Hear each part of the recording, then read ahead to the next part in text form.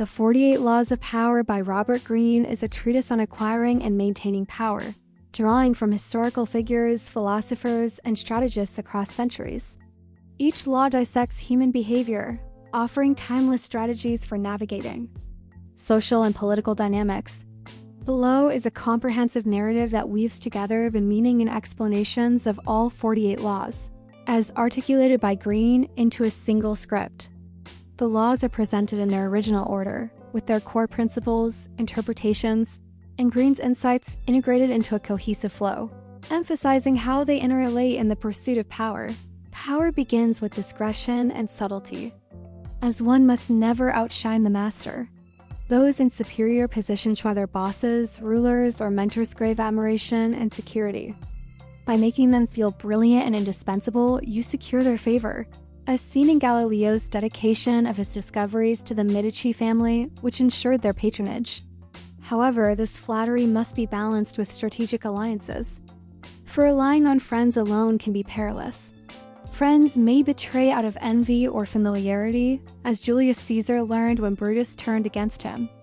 Instead, cultivate those with less power or influence, like enemies turned allies, who owe their loyalty to your calculated generosity. This selective dependence extends to how you wield influence. Never trust others completely with your plans. Keep them dependent on you, as Louis XIV did by centralizing power at Versailles, ensuring courtiers revolved around him like planets around a sun. Secrecy is a cornerstone of power.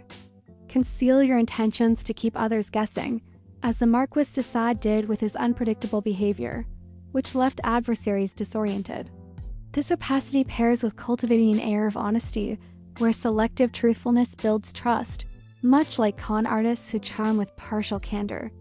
Yet, power also demands attention. See little, but let your words carry weight, as the silent, enigmatic Cardinal Richelieu did to command respect.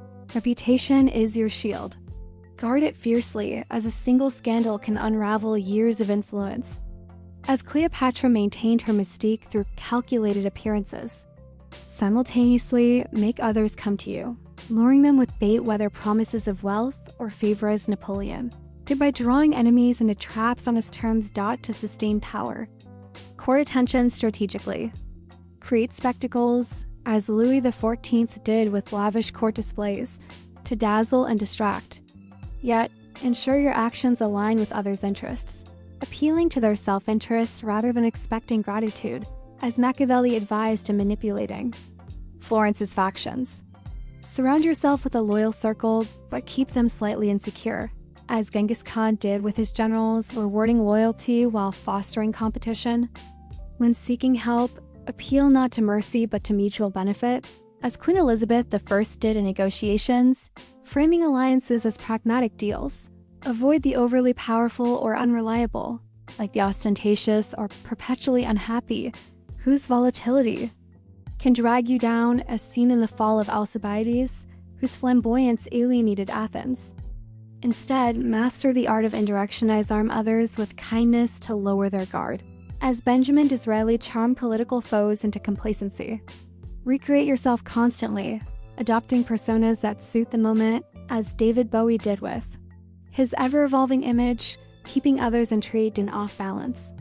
Meanwhile, keep your hands clean, using others as proxies for controversial actions, as Catherine de' Medici did by deflecting blame onto advisors for unpopular policies. In relationships of power, absence can intensify respect, as scarcity enhances value. Think of Greta Garbo's retreat from the spotlight, which amplified her allure.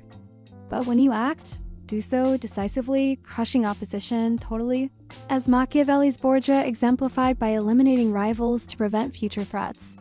Yet, avoid overstepping. Comment to one side can trap you, as Talleyrand's neutrality allowed him to navigate France's turbulent regimes. Play the fool subtly, letting others underestimate you, as Socrates did to outwit opponents in debates, revealing their arrogance. Human nature is your chessboard. Win through actions, not arguments, letting results speak, as Thomas Edison did by showcasing his invention's practicality over rivals' theories. Stir emotions to inspire devotion, as religious leaders have done through rituals and symbols, tapping into collective desires. But beware of overpromising for bold visions, but underdeliver strategically, as P.T. Barnum did with his exaggerated yet captivating shows. Isolation is dangerous. Infiltrate groups, blending in as a chameleon, as spies like Mata Hari did to extract secrets. Conversely, keep others off balance with unpredictability. As Muhammad Ali's erratic fighting style confounded opponents, power thrives on perception. Make your accomplishments seem effortless, as the sprezzatura of Renaissance courtiers masked their toil to appear naturally gifted. Control options, framing choices to your advantage, as negotiators like Henry Kissinger did to steer outcomes. Preach change, but move slowly, as radical shifts alienate, as seen in Mao's cautious consolidation before the Cultural Revolution. Discover others' weaknesses, their thumbscrews, as advertisers exploit insecurities to drive sales. Act like a king to be treated as one, projecting grandeur. As Louis XIV's regal demeanor commanded obedience, timing is critical.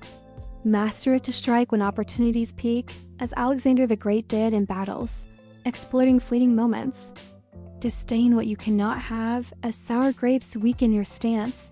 Think of Aesop's fox, who dismissed unattainable fruit. Create compelling spectacles to distract from flaws, as Roman emperors did with gladiatorial games. Think as you like, but conform outwardly, as Galileo recanted to survive the Inquisition. Stir unrest subtly to demand change, as revolutionaries like Lenin sowed discontent without immediate rebellion in execution. Be relentless yet calculated. Concentrate your forces for maximum impact, as blitzkrieg tactics overwhelmed foes. Keep others dependent, as monopolists like Rockefeller controlled markets by owning supply chains.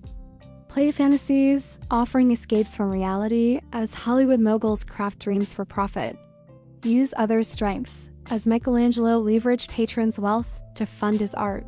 Work on hearts and minds, as Gandhi's nonviolence swayed public opinion.